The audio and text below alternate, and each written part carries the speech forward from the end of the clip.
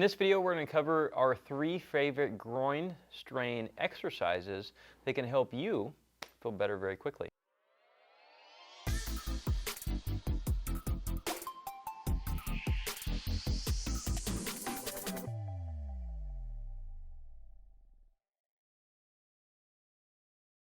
My name is Sebastian and this is DAWNE. We're part of the locally world-famous chiropractors in Costa Mesa, California. We're going to get right into the exercises today. By the way, just so you know that this is an updated video. We have other videos on YouTube, but we've learned a little bit since then, so we're going to do an updated version of it. John, you want to? We're going to do something called a door jam squat, but we call it a door jam squat, but we don't have a door jam, so we're going to simulate something else that works. Essentially, the door jam creates a counterbalance.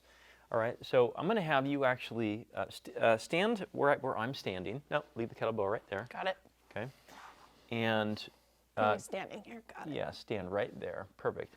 Now, can you go down and actually, can you interlace your fingers around the kettlebell? There you go, right there. So essentially, this is Dawn's sword in the stone. Okay, you're not going to pick it up. Okay. You're just going to use it to root a little bit.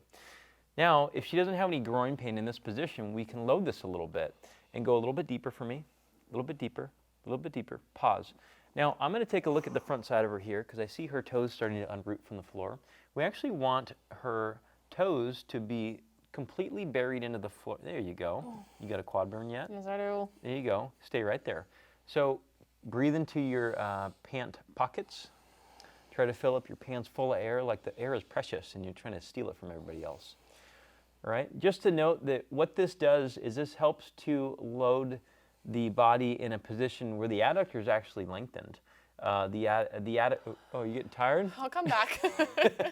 I was going to try to talk a long time, so you'd have to suffer.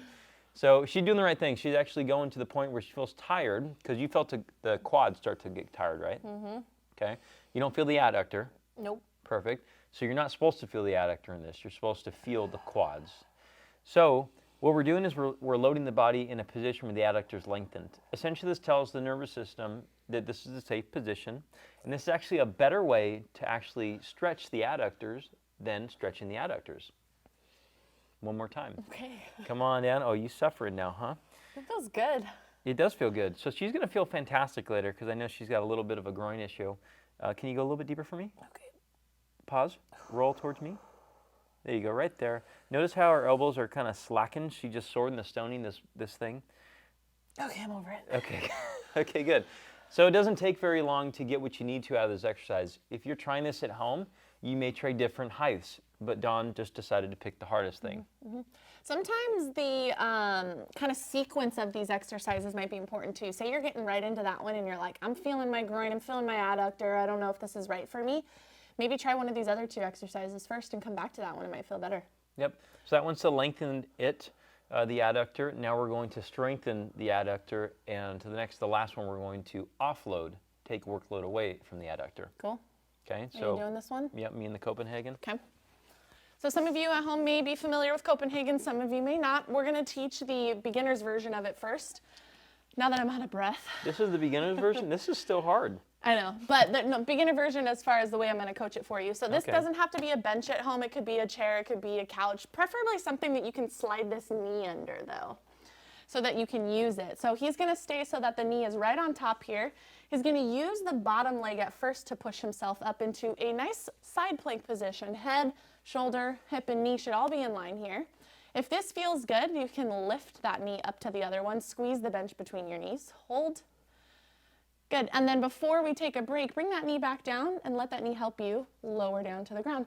You'll feel the stretch on that inner thigh on the way down, and it should feel okay for you. If it's painful, maybe let's just limit how much of that we're doing. Good, up and squeeze. I need to catch my breath. I'll talk through it since apparently this is the easy version. It's fine. You can and then all the way down. you can actually keep this knee on the ground as basic support too. Sure, yeah, you can keep it there the whole time. When you feel like you want to progress, you can lift it up and squeeze. That would be intermediate. I think the harder version would be, go ahead and come up with that one. Good, and then don't let that bottom leg help you as you lower down and eccentrically load that adductor. Probably the rep range for these is pretty low. Like, although Dawn was going through just basically 3 sets of what we did last time, I'd say for at least for beginners, 5 is actually a lot for this one, so it might make them pretty sore. Yeah, absolutely. You're going to feel downside obliques working like a side plank, but you should feel this top leg adductor working. Even when you bring this one up, you'll feel that bottom one working as well. Yep, I'm shaking like a leaf in the fall. Nice. So the last one we're going to do is we're going to take workload away. You were going to teach it, so I'll be the subject. So we'll set you up here. This can be done, we're for camera purpose using this as like something to reach towards. Sometimes we teach it on the wall behind you, but this is what we're going to show. So problem side is going to be the one that's working. He's basically going to stay on that leg. Okay, he's going to bend into the knee, reach forward, try to tap, and come out of it. Good. Bend, reach, tap, and come out of it. Figuring out what the right type of reaching height is for you is kind of important too. So if you're feeling any issues with this at all, you want to maybe reach a little further above or a little further down below. But what you should ultimately be feeling is where, Seb? Yep. Side of the butt cheek working. Whole lot of handful of butt cheek working with this one specifically. So he's going to keep going and he's really going to go until that butt cheek is working to a pretty crazy amount. Do I have to talk after this one? Because I can go further. What? Are you making fun of me? Yeah.